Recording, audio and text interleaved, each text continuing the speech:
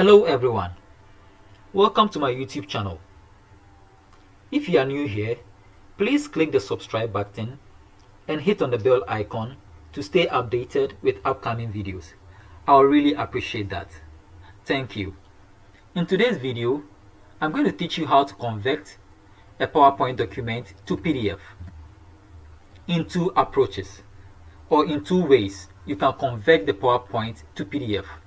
So to get started, I already have my PowerPoint file on the desktop. So I'll quickly double click on the PowerPoint file. So this is the PowerPoint file I have on the desktop. Let me scroll down for you to see the slides I have. Okay, this is the PowerPoint file. It's 18 slides. And you can see Contoso or company-wide updates and highlights. So to convert this file to PDF, the first approach, you click on the file and then you go to Save As. Like you want to save the changes you've done to the PowerPoint. So at the Save option, the default there is PowerPoint. But in this case, you are going to convert to PDF. So I'll click on the down arrow and then I'll go to PDF. Then I'll come to Browse.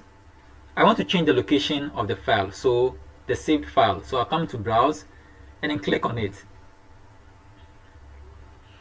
So I want it to be at the default, okay, on the desktop. And you can see from here, Save As type, PDF. So I'll click on the Save with the default name, Contoso. So let me click here, Open with Protected Mode Disabled. So I'm opening the PDF file we've saved. Okay, so this is the outcome of the first approach. How to convert a PowerPoint to PDF. So this is the outcome of the first approach. Okay. The second approach. So the second approach, okay, you double click on the PowerPoint file you have. I don't know the location of your PowerPoint, but any location, you double click on it. And then you go to File.